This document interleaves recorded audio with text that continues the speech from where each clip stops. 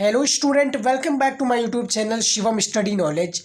Student, इस video में हम क्लास 12 अर्थशास्त्र के जितने भी स्टूडेंट हैं और इस बार बोर्ड एग्जाम में पेपर देने वाले हैं उनके लिए हम लेकर आए महत्वपूर्ण बहुविकल्पीय प्रश्न उत्तर, जो कि पूरे बुक से लिया गया प्रश्न उत्तर है और बोर्ड एग्जाम में 100% ये प्रश्न आएगा। टॉपर बनने की इस बार हमारी तैयारी है। हर सब्जेक्ट में हम आपको टॉपर बनाकर रहेंगे जो आर्ट्स की स्टूडेंट है। क्लास 12 अर्थशास्त्र का ये मोस्ट इंपॉर्टेंट ऑब्जेक्टिव क्वेश्चन हम लेकर आए हैं, तो पूरा आप लास्ट तक जरूर देखिएगा, जो कि पूरी बुक से हर एक चैप्टर से इंपॉर्टेंट क्वेश्चन लिए गए हैं। तो चलिए शुरू करते हैं। देखिए, सबसे फर्स्ट क्वेश्चन आपका क्या पूछा गया है, या संभावित संयोगों के समूह को क्या कहते हैं स्टूडेंट। यहाँ पर देखिए, फिर जो राइट आंसर जो हो जाएगा ये हो जाएगा, यानी का हो जाएगा उत्पादन संभावना सेट कहते हैं संभावित संयोगों का समूह को। दूसरा प्रश्न देखिए क्या है, एक केंद्रीय योजनाबद्ध अर्थव्यवस्था में, आप यहाँ पर देख सकते हैं डॉट डॉट दिए हुए हैं, इसी में क्या है हमारा सही आंसर फिट होगा। चलिए इसका आंसर दिखाते हैं। क्या है, एक केंद्रीय योजनाबद्ध अर्थव्यवस्था में केंद्रीय समस्याओं पर निर्णय लिए जाते हैं। किन पर लिए जाते हैं? निर्णय लिए जाते हैं। तो यहाँ पर आपका सरकार द्वारा। अब देखिए यहाँ पर इसका आंसर मैं फिट करके आपको दिखा देता हूँ। एक केंद्रीय योजनाबद्ध अर्थव्यवस्था में क्या है, सरकार द्वारा केंद्रीय समस्याओं पर निर्णय लिए जाते हैं। तीसरा प्रश्न देखिए क्या है हमारा, बजट रेखा डॉट डॉट दिया हुआ है। बजट रेखा भी कहा जाता है, किसको कहा जाता है? कीमत रेखा को। बजट रेखा, कीमत रेखा को भी ये कहा जाता है। एक एक नंबर प्रश्न आपके लिए बहुत ही ज़्यादा, एक एक क्वेश्चन आपके लिए इंपॉर्टेंट है, अमूल्य है, तो इसको छोड़िए मत।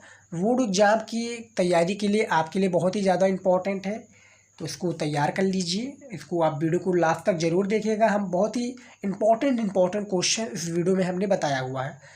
चौथा नंबर प्रश्न देखिए, विलासिता की वस्तुओं की मांग की कीमत लोच होती है इकाई से अधिक, इकाई से कम, शून्य या अनंत। इकाई से अधिक हो जाएगा, यानी का हो जाएगा विकल्प, सही हो आंसर हो जाएगा। अगला प्रश्न देखिए हमारा, पांचवा नंबर क्वेश्चन देखिए, सामान्य वस्तुओं की स्थिति में मांग वक्र प्रदर्शित करता है धनात्मक ढाल, ऋणात्मक ढाल, शून्य ढाल, इनमें से नहीं। आपका क्या हो जाएगा? का हो जाएगा, जो ऑप्शन हो जाएगा ये राइट आंसर हो जाएगा। 6 नंबर प्रश्न देखिए, जब औसत लागत और सीमांत लागत बराबर होती है तब औसत लागत होती है। क्या होती है स्टूडेंट? खा हो जाएगा, यानी न्यूनतम होती है।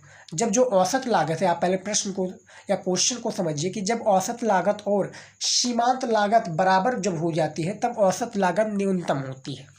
7वां प्रश्न देखिए, दीर्घकाल में उत्पादन के कितने साधन स्थिर होते हैं? कम से कम एक, या सभी, या कोई नहीं, या दो।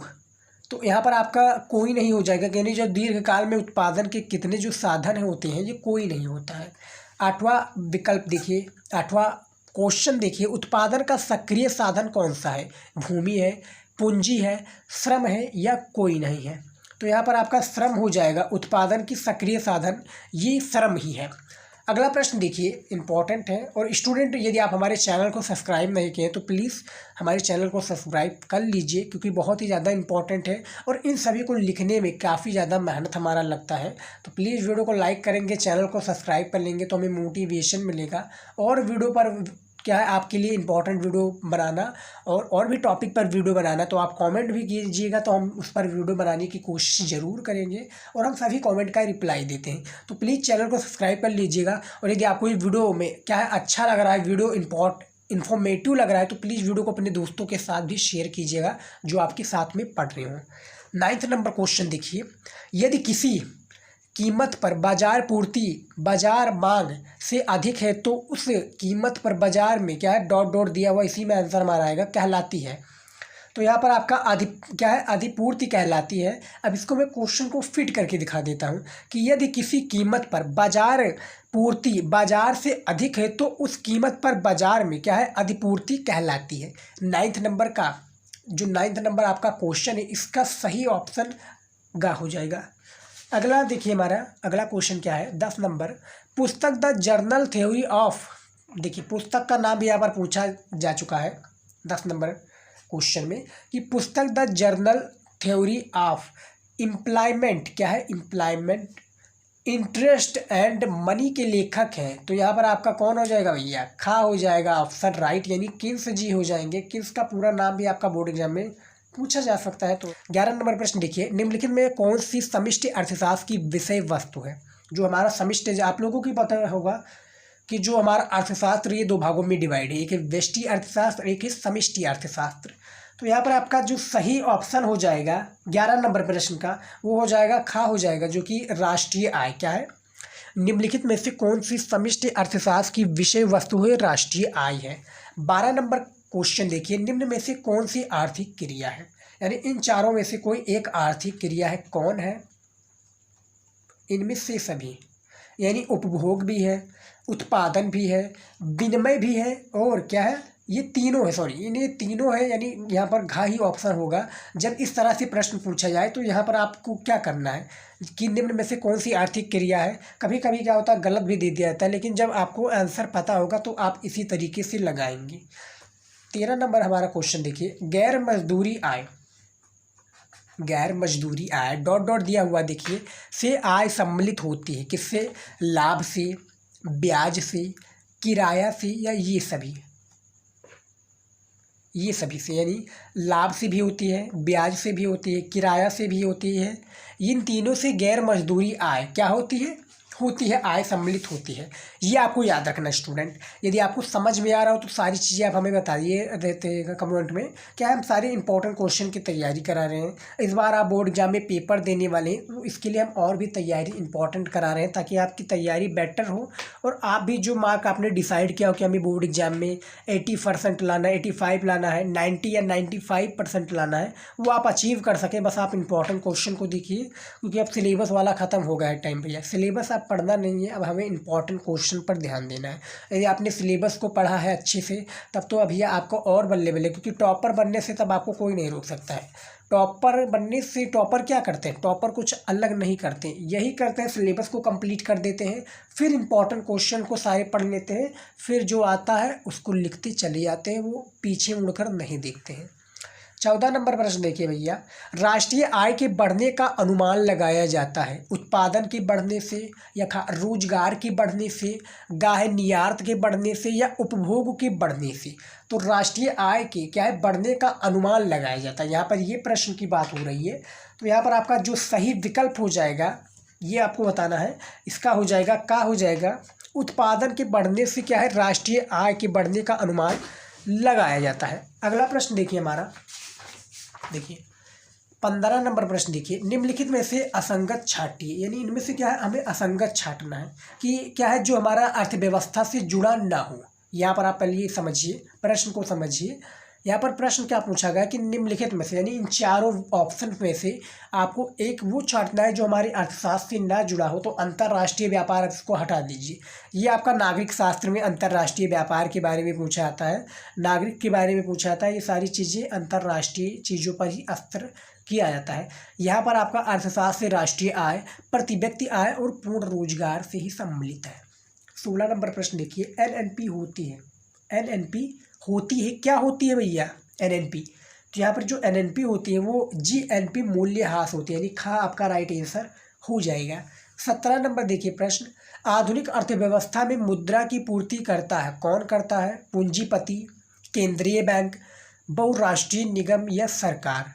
17 नंबर का राइट आंसर हो जाएगा, यानी खा हो जाएगा, केंद्रीय बैंक जो है ये आधुनिक अर्थव्यवस्था में मुद्रा की पूर्ति करता है।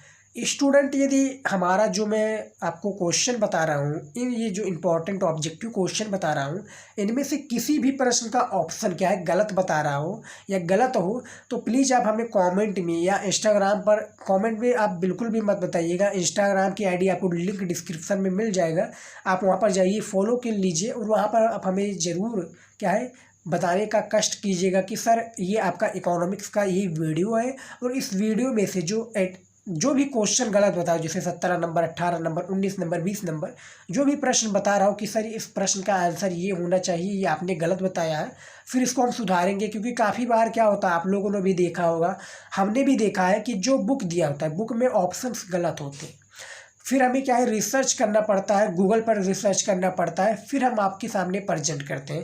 क्योंकि आप का एक एक नंबर हमारे लिए काफ़ी अमूल्य है, और आपके लिए भी अमूल्य है। क्योंकि उससे पूछे एक नंबर का दर्द, जो एक नंबर से क्या है टॉपर बनने से रह जाते हैं, और एक नंबर से क्या है वो एक नंबर से पूरे ज़िले में टॉप कर जाता है, एक नंबर से वो फर्स्ट डिवीज़न से रह जाता है और एक नंबर से वो फेल भी हो जाता है। तो एक नंबर का इम्पोर्टेंस आपको पता होनी चाहिए। 17 नंबर का खा हो जाएगा राइट आंसर। 18 नंबर प्रश्न देखिए क्या है, सिक्के जारी करता है। सिक्के जारी कौन करता है या करती है? भारत सरकार करती है हमारी, रिजर्व बैंक करती है, का तथा खा दोनों यानी भारत सरकार और रिजर्व बैंक दोनों करती है या राज्य सरकार करती है। तो यहाँ पर सिक्के जारी की बात हो रही है, जो पूछा गया है उसी का हमें आंसर देना है। तो यहाँ पर 18 नंबर जो प्रश्न है इसका राइट आंसर हो जाएगा का भारत सरकार हो जाएगी। यहाँ पर सिक्के जारी यही करता है। लेकिन जब बात होती है बैंकों में तो सिक्के जारी कौन करता है बैंकों में, तो वहाँ पर आपका भारतीय जो कौन सा हो जाएगा, भारतीय रिजर्व बैंक हो जाएगा। यहाँ पर रिजर्व बैंक की बात हो रही है और वहाँ पर क्या है आरबीआई हो जाएगी, जो कि क्या है भारतीय रिजर्व बैंक यानी आरबीआई भी कहते हैं उसको हमें। तो सिक्के जारी यहीं पर ये भारतीय सरकार के द्वारा होता है, तो सारी चीज़ें रिजर्व बैंक या भारतीय रिजर्व बैंक करती है, आरबीआई करती है। 19 नंबर प्रश्न देखिए, 1 रुपये के नोट पर किसके हस्ताक्षर होते हैं? वित्त सचिव के, केंद्रीय बैंक गवर्नर के, केंद्रीय वित्त मंत्री के या राज्य वित्त मंत्री के?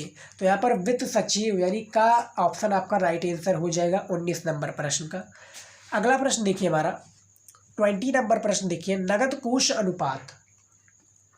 नगद कोष अनुपात का निर्धारण किया जाता है, किसके द्वारा किया जाता है? केंद्रीय बैंक के द्वारा। 21 नंबर प्रश्न देखिए, व्यक्तिगत उत्पादक बाजार, ब्रैकेट में आप डॉट डॉट भी देख सकते हैं। ब्रैकेट में क्या है, ब्रैकेट में आप देखिए इसका डॉट डॉट दिया हुआ है, डॉट डॉट वाले पर हमें क्या है इसका आंसर फिट करना है। तो व्यक्तिगत उत्पादक बाजार को प्रभावित नहीं कर सकते, कौन नहीं कर सकता? यहाँ पर आपका कीमत नहीं कर सकता। तो व्यक्तिगत उत्पादक बाजार में क्या है, यहाँ पर मैं लिखा देता हूँ, व्यक्तिगत उत्पादक बाजार में कीमत को प्रभावित नहीं कर सकता है। 22 नंबर प्रश्न देखिए, प्रभावी मांग की संकल्पना किसने दी है? एडम स्मिथ ने, मार्शल ने, जेबीसी ने या किन्स ने? तो प्रभावी मांग की संकल्पना की बात हो रही, तो यहाँ पर आपका किन्स जी हो जाएंगे। किन्स ने the general theory of employment interest and money के लेखक किन्स ही है और प्रभावी मांग की संकल्पना भी इन्होंने ही दी है। 23 नंबर प्रश्न देखिए क्या है, समग्र मांग बराबर होती है, क्या होती है? देखिए विकल्प में दिया हुआ है, का है आपका सी प्लस आई, खा है सी प्लस एस, गा है सी माइनस आई या गा है सी माइनस एस। तो समग्र मांग बराबर होती है। देखिए फॉर्मूला आपको लगाना पड़ेगा, फॉर्मूला के थ्रू सारी चीज़ें आपका ऑब्जेक्टिव क्वेश्चन में भी समझना पड़ेगा, और वो चाहे आपका अति लघु उत्तरीय हो, लघु हो या प्रस्तुत उत्तरीय हो, सभी चीज़ों को आपको फॉर्मूला के थ्रू समझना पड़ेगा। तो 23 नंबर प्रश्न इनमें से आपका का हो जाएगा, सी प्लस आई हो जाएगा, समग्र मांग बराबर होती है। 24 नंबर प्रश्न देखिए क्या है, निम्नलिखित में से कौन सा प्रत्यक्ष कर है, यानी कौन सा एक प्रत्यक्ष कर है? का है आपका सेवा कर, खा है सीमा शुल्क, गा है आपका आय कर या घा आघात या आयात शुल्क? तो निम्नलिखित में से कौन सा प्रत्यक्ष कर की बात हो रही है यहाँ पर? तो प्रत्यक्ष कर कौन सा हो जाएगा ये बताइए कमेंट में। यदि आपको पता है तो बताइएगा, नहीं पता है तो भी आप बताइए कि सर हमें नहीं पता है। उससे क्या है, हमें तैयारी आपकी पता चलेगी, उसी के हिसाब से हम वीडियोज अपना इम्पोर्टेंट वीडियोज अपलोड करेंगे क्या, ताकि आपकी जो तैयारी है वो अच्छे से हो सके और आप भी काफ़ी अच्छे मार्क्स या पासिंग मार्क्स ही ला सकें। जो नहीं चाहते हैं और जो भैया पढ़ना चाहते हैं, जो मन लगाकर पढ़ेंगे, उनका नंबर तो आएगा ही आएगा, क्योंकि कहा गया है कि क्या है, मेहनत क्या है, कहा गया किस्मत उसी पर मेहरबान होती है जो मेहनत करता है। तो 24 नंबर प्रश्न में से आपका गा हो जाएगा, आयकर हो जाएगा, जो कि क्या है, कौन सा प्रत्यक्ष कर है, वो आयकर है। अगला प्रश्न देखिए हमारा 25 नंबर प्रश्न, आयकर कौन लगाता है? केंद्र सरकार, राज्य सरकारें, स्थानीय सरकारें या इनमें से नहीं? पूरे बुक से लिया गया प्रश्न है, हर एक चैप्टर के प्रश्न है। तो यहाँ पर आपका राइट आंसर क्या हो जाएगा, का हो जाएगा, केंद्र सरकार ये क्या है, आयकर लगाता है। 26 नंबर हमारा प्रश्न है, ऐसी व्यवस्था जहाँ किसी को क्या है, ऐसी व्यवस्था जहाँ किसी को किसी से भी व्यापार की छूट मिलती हो, जैसे हम लोग हैं, हम हैं और आप हैं, तो दोनों में क्या है, जैसे हम कोई भी व्यक्ति हो या कोई भी आप व्यक्ति हो, तो ऐसी व्यवस्था जहाँ पर क्या है, व्यापार में, जैसे हम कोई एक व्यापार कर, जैसे हम व्यापार क्या कर रहे हैं, जैसे हमारा एक जनरल स्टोर है, तो जनरल स्टोर है जब भैया हमारा वहाँ पर, तो वो व्यापार हम कर रहे हैं और किसी भी व्यापार की छूट हमें मिल रही, जैसे जीएसटी का छूट या सारी चीज़ें का छूट, तो जैसे हर प्रोडक्ट पर जीएसटी लगा होता है तो उस पर जीएसटी पर छूट, तो जहाँ पर ऐसी अर्थव्यवस्था, जहाँ पर किसी से भी व्यापार से छूट हो उसको क्या कहते हैं? खुली अर्थव्यवस्था, बंद अर्थव्यवस्था, का तथा घा दोनों या इनमें से नहीं। तो 26 का आपका निसंकोच है, आप का पर विकल्प लगा दीजिएगा, यानी खुली अर्थव्यवस्था तब हो जाएगा। 27 नंबर प्रश्न देखिए, विदेशी मुद्रा की मांग तथा विनिमय दर में क्या संबंध है? विपरीत है, प्रत्यक्ष है, एक से एक है, या कोई संबंध नहीं है? तो भैया इनमें से आपका विपरीत हो जाएगा, जो कि विदेशी मुद्रा की मांग तथा विनिमय दर में क्या है? संबंध पाया जाता है, विपरीत ही पाया जाता है, ना कि इसमें अलग, ना कोई प्रत्यक्ष, ना कोई संबंध। ये आपको याद रखना है। सारे क्वेश्चन यदि आपको समझ में आ रहे हो स्टूडेंट तो आप हमें बताइएगा। 28 नंबर प्रश्न देखिए, कौन व्यापार संतुलन का घटक है? पूरे बुक का जो आपका इकोनॉमिक्स यानी अर्थशास्त्र का बुक है, हर एक चैप्टर से चाहे एक ही प्रश्न लिए गए हैं, लेकिन लिए गए हैं और इम्पोर्टेंट प्रश्न है। हम ज़्यादा से ज़्यादा आपके ऑब्जेक्टिव क्वेश्चन को हल करा रहे हैं, क्योंकि कॉपी की शुरुआत इसी से होती है, और इसी में जब आप गड़बड़ कर देंगे, इसी में जब आप इसका आंसर नहीं जानते होंगे, जो आपका बोर्ड एग्जाम में प्रश्न पूछा जाएगा, तब भैया एग्जामिनर का क्या इंप्रेशन होगा? एग्जाम्पर का गलत इंप्रेशन जाएगा। और भैया जब गलत इंप्रेशन जाएगा तो समझ लीजिए कि आपका जो आपने पहले में शुरुआत होगी, first impression is the last impression. तो फर्स्ट इंप्रेशन में ही एग्जामिनर को आप खुश कर दीजिए, ताकि लास्ट इंप्रेशन तक जाते जाते क्या है वो काफ़ी अच्छे मार्क्स आपको देकर चले जाए। तो ज़्यादा से ज़्यादा आप ऑब्जेक्टिव क्वेश्चंस को हल कीजिए। समझ में आ गया? देखिए 28 नंबर प्रश्न क्या है, इनमें से आपका खा हो जाएगा। कौन व्यापार संतुलन का घटक है? तो खा हो जाएगा, जो कि वस्तुओं का आयात हो जाएगा। ये क्या है? वस्तुओं का आयात ही व्यापार संतुलन का घटक है। तो स्टूडेंट आप देख सकते हैं इस वीडियो में हमने 28 महत्वपूर्ण प्रश्नों को बताया। क्या है? कितने प्रश्नों को बताया है? मैं दिखा दूँ आपको। 28 महत्वपूर्ण प्रश्नों को बताया है, जो कि क्लास 12 अर्थशास्त्र के स्टूडेंट के लिए बहुत ही ज़्यादा इम्पॉर्टेंट है। हर एक चैप्टर से चाहे एक ही प्रश्न लिए गए, लेकिन लिए गए हैं, और इम्पॉर्टेंट प्रश्न मैं ज़्यादा से ज़्यादा करा रहा हूँ क्वेश्चन को, ताकि आपकी ये तैयारी काफ़ी अच्छी हो पाए। और यदि आपने हमारा वो वीडियो नहीं देखा जिसमें हमने इंपॉर्टेंट टॉपिक्स के बारे में बताया है, तो उसको भी वीडियो आप जाकर देख लीजिए, क्योंकि बहुत ही ज़्यादा इन्फॉर्मेटिव वीडियो है। तो स्टूडेंट आई होप कि आज का ये वीडियो आप लोगों को अच्छा लगा है। अच्छा लगा है तो लाइक कीजिएगा, शेयर ज़रूर कीजिएगा दोस्तों अपने दोस्तों के साथ, क्योंकि इसको लिखने में बहुत ही ज़्यादा मेहनत लगा है, टाइम काफ़ी ज़्यादा कंज्यूम होता है, 2 से 3 दिन लग जाता है इतने ही ऑब्जेक्टिव क्वेश्चन को लिखने में, रिसर्च करने में। तो प्लीज़ लाइक कीजिएगा, शेयर कीजिएगा। मिलता है नेक्स्ट वीडियो में नए टॉपिक के साथ। जय हिंद।